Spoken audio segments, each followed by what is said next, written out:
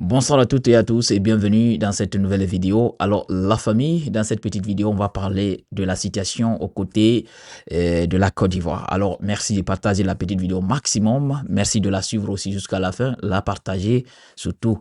Alors n'oubliez pas aussi de vous abonner et activer la cloche de notification pour ne rater aucune de nos prochaines vidéos. Cette petite vidéo, elle est très importante parce que moi, en tant qu'Africain, je me pose beaucoup de questions concernant les pouvoirs en place, au fait, les pouvoirs en Afrique.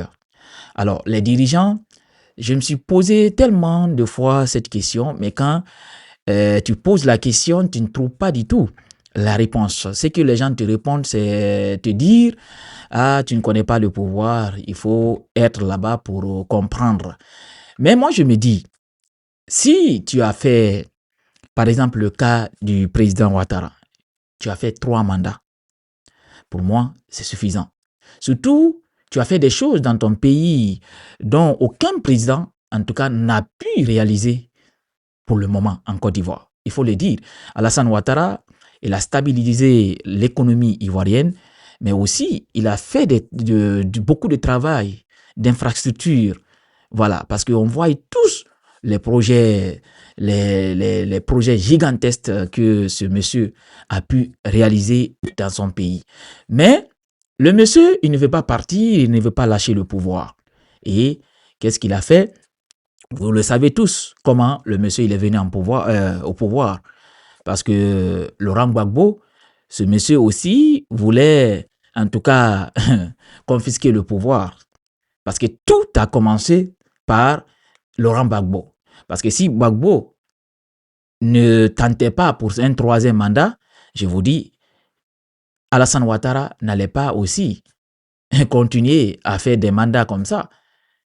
Si le monsieur, en 2011, avait respecté 2 mandats et partir, mais vous le savez tous, il a fait 3 mandats. Lui aussi, il voulait faire un 3e mandat. Il n'a pas remporté les élections et il voulait confisquer le pouvoir. On a tous vu ce qui s'est passé. Voilà, ce qui a soldé la mort de beaucoup d'Ivoiriens. D'autres parlent jusqu'à 4000 morts. Alors, ça a valu même que le monsieur se retrouve aux côtés de la haie. Voilà. Et on a tous vu ce procès qui n'a rien donné du tout. Parce que finalement, Laurent Gbagbo a été libéré. Alors, Alassane Ouattara vient dans ces circonstances et le monsieur, il fait 2 mandats. Pour tout le monde, le monsieur allait en tout cas rendre le pouvoir. Mais, prétexte, comme quoi, il y a un monsieur, je crois c'était Gaulle ou quoi. Et en tout cas, il y avait quelqu'un qui allait être candidat pour reprendre la tête du parti de Alassane Ouattara. Ce monsieur est décédé. Je pense que les 2 messieurs sont tous décédés.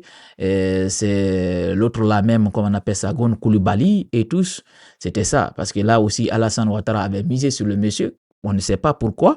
Mais finalement, le monsieur aussi a trouvé la mort. Je ne sais pas maintenant si c'est lui qui a trouvé la mort la première ou bien si c'est l'autre. En tout cas, tous les 2 candidats qui prétendaient prendre la place de Ouattara ont tous trouvé la mort. Donc, dans les circonstances dont beaucoup de personnes, en tout cas, se posent la question. Alors, le monsieur, il a fait 3 mandats. Pour moi, il allait partir. Il allait partir. Parce que c'est les images que vous voyez là, c'est la Côte d'Ivoire. Est-ce que vous voyez les images? C'est la Côte d'Ivoire. C'est là-bas. Les citoyens sont sortis pour saccager les bureaux de vote.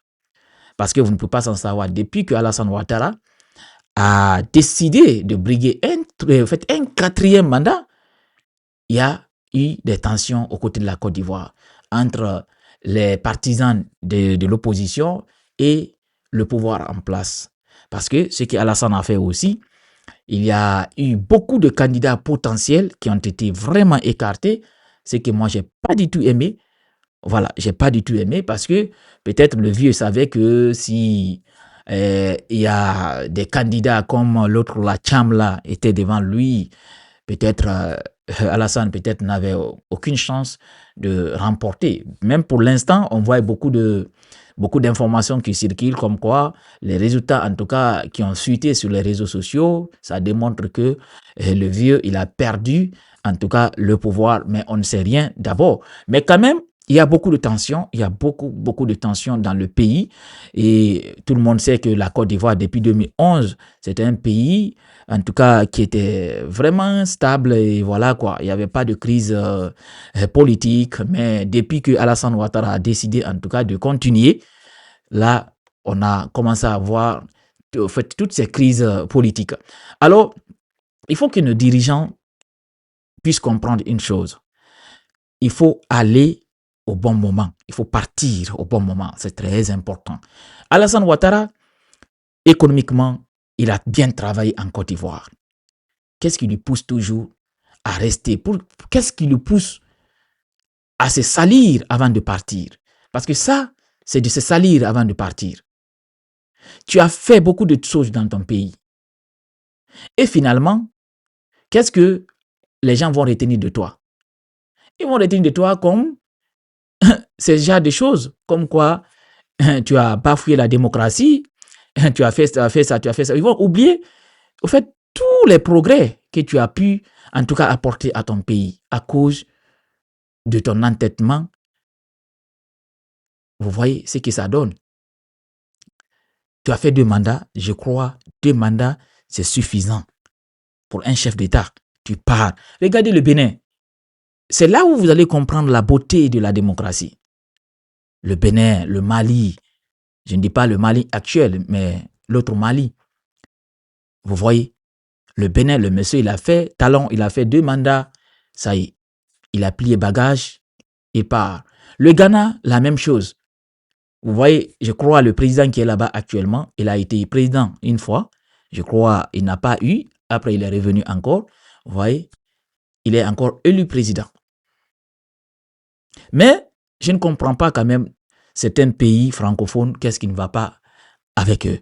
Sincèrement, je ne comprends pas. Vous voyez le Sénégal, Macky, bon, quand les gens ont commencé à avoir des velléités, le monsieur, il n'a pas en tout cas forcé la situation.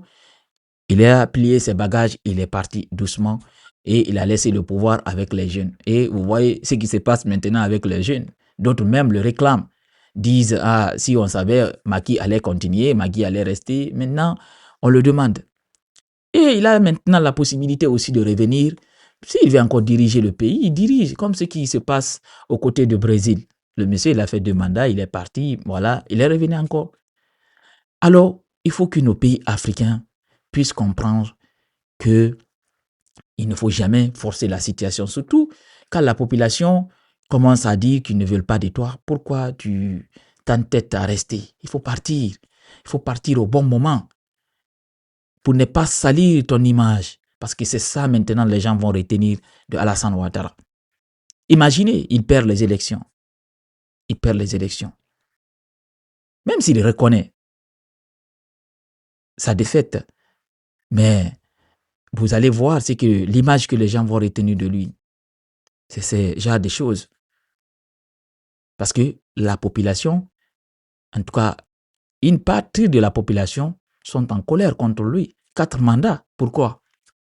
Pourquoi? Même si la Constitution te permet, sinon dans d'autres pays, il n'y a pas de limitation de mandats. Mais ça, c'est devenu maintenant pour eux une culture. 2 mandats, la personne fait 2 mandats, il part. Et pourtant, dans la Constitution, dans leur Constitution, il n'y a pas de limitation. Mais 2 mandats, ils font ça, ils partent. C'est ça. C'est ça qui est bien.